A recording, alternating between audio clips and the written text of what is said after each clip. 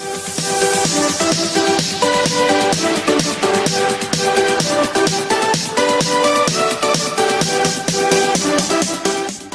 guys!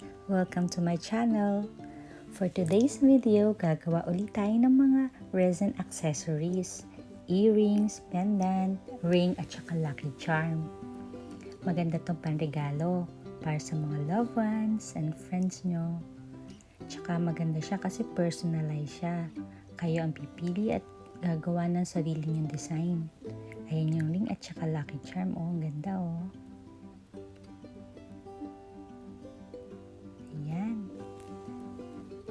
Kagagawa ko lang yan. Ngayon, papakita ko sa inyo kung paano sila gawin. Ayan naman yung earrings. Ganda. Colorful siya. Tsaka, bagay siya kahit saan na outfit. Diba ang cute?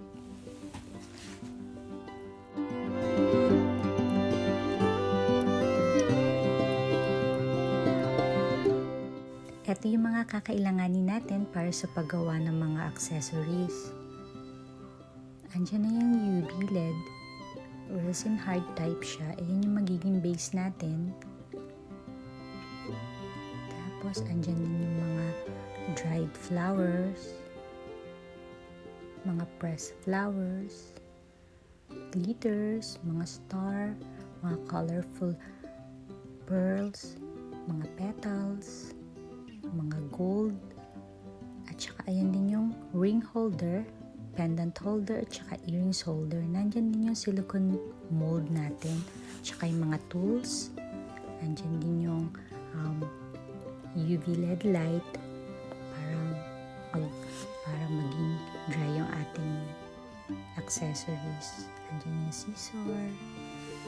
Ito yung mga gagamitin natin sa paggawa ng accessories. Hello guys, ayan, mag-start na tayo ng paggawa. Lagyan muna natin siya ng base. Ayan, spread natin. And then kapag may bubbles, gumamit lang tayo ng toothpick or ng mga matitilas na tools para alisin yung bubbles. Ayan. Tapos ilagay natin yung gusto natin design. Ako, flowers. Red flowers.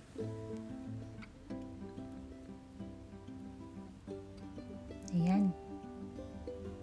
Tapos, lagyan din natin sa gilid na mga gold flakes. Mahilig din ako sa gold. Tapos, lagyan din natin siya ng mga maliliit na flowers ulit.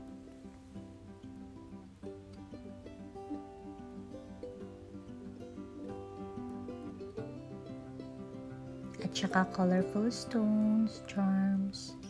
Ayan.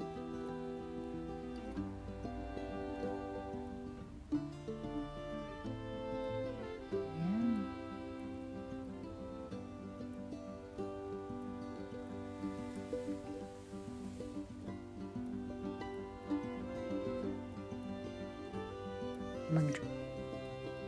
Tapos spread natin siya. And then, lagyan ulit natin siya ng colorful pearls.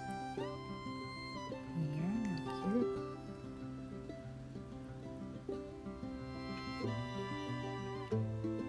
Tapos after that, ilalagay natin siya sa UV LED light para mag-dry siya.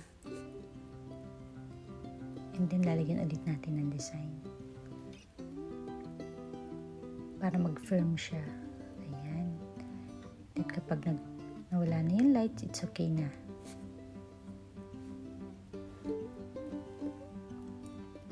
Ayan, okay na siya. Tapos, lagyan ulit natin siya ng UV resin. Ayan, balance natin yung paglalagay. Be sure na makover lahat yon para makapaglagay ulit tayo ng design pa ulit para kumapit siya ng maganda. Tapos, dry ulit natin siya gamit ang UV light. UV LED light.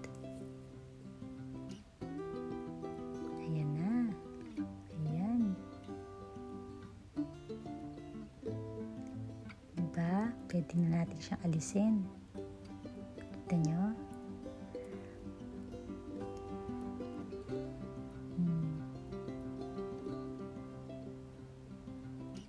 Mainit-init pa siya.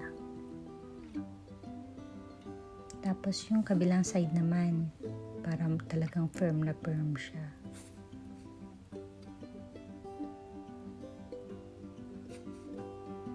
Yan na. Alisin na natin. Ayan.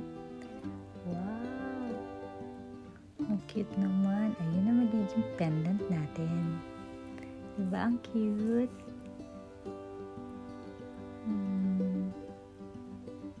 Matutuwa yung pagbibigyan mo niyan, diba? Kasi personalize siya. Design mo, tapos mahalaga yung effort, yun ang precious.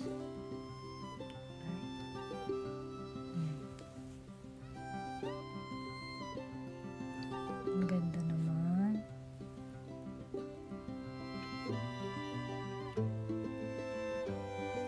Tapos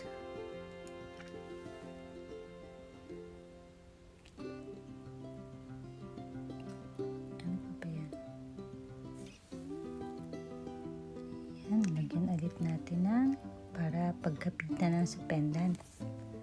Okay, ayan.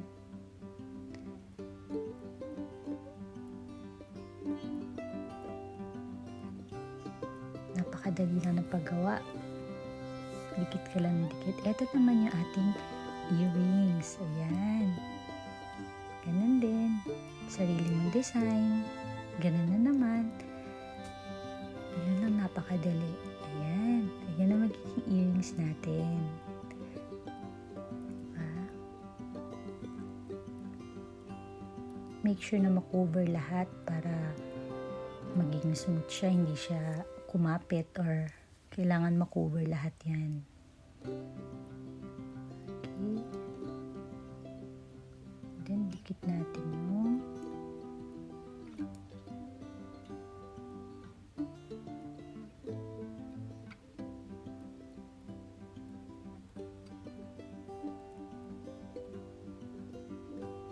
lagyan natin ng pearl. Ayan. Mga pearls.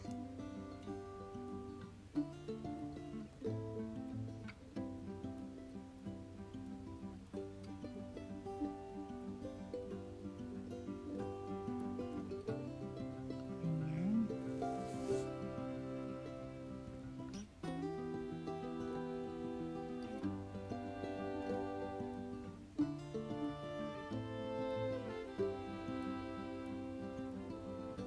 And glitters.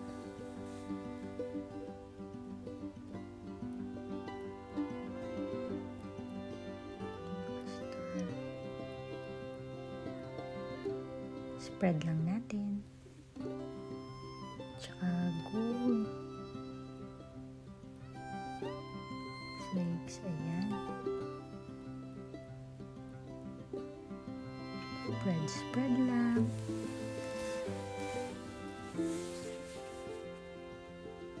Tapos lagyan na ulit natin sa UV LED light para mabilis siyang ma-dry.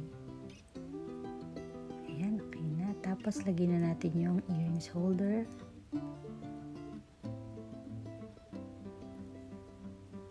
Tapos i-dry ulit natin siya.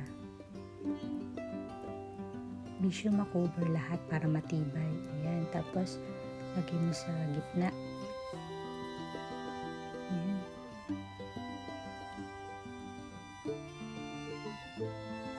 Ayan na ang ating earrings. Diba?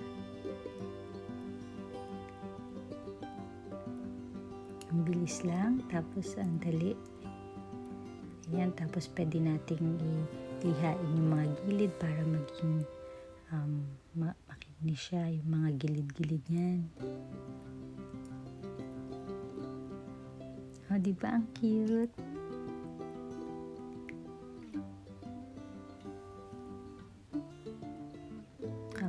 talagang gumawa.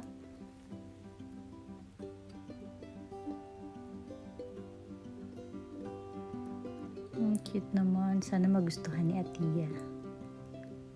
Yan. Diba? Tapos, next naman yung ring. Tsaka, ayan. Lucky charm naman. Gawa tayo ng lucky charm. Ganun ulit. Yung base, lagyan natin. Tapos, spread lang natin.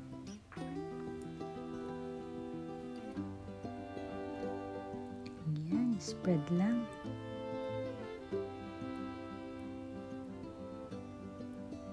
Bilis, ang galing. Ang dali-dali lang talagang gumawa. Basta may mga gamit ka at saka mood mo kung anong design gusto mo. Tapos lagay natin siya. Ayan. Ang cute naman yan. It's a blue pressed flower. Tapos lagyan natin ng mga colorful flakes sa gilid. Ayan.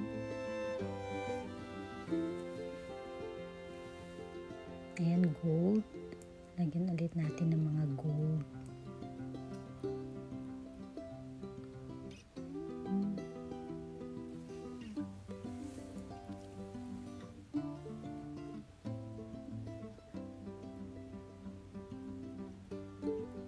Para colorful siya. Ayan. Spread lang natin. Depende sa design na gusto nyo. Ayan.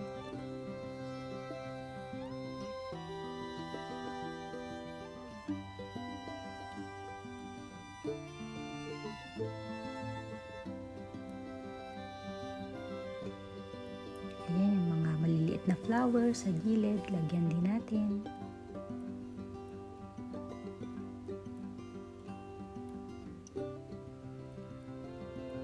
Red.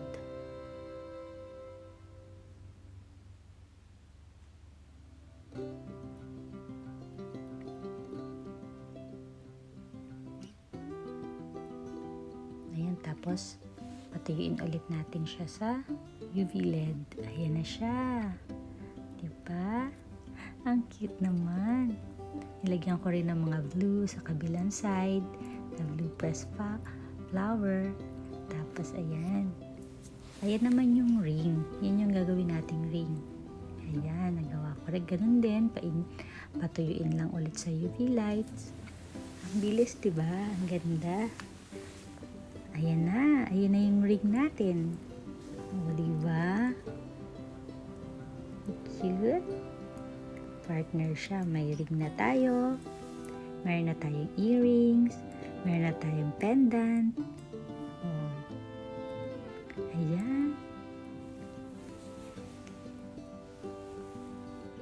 Ang ganda.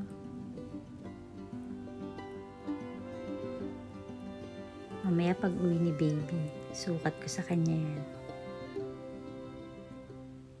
Cute. Ayun naman yung lucky charm. Oh, cute. Kahit ilagay mo lang sa bag mo yan. Diba?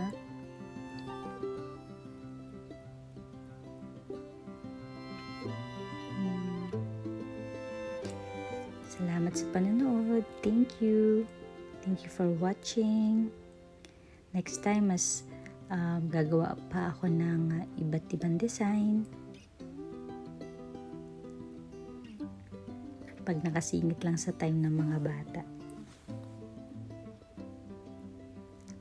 Ayan. Ayan na yung finished product. Ang cute ng pendant. Thank you for watching. Next time ulit. Salamat.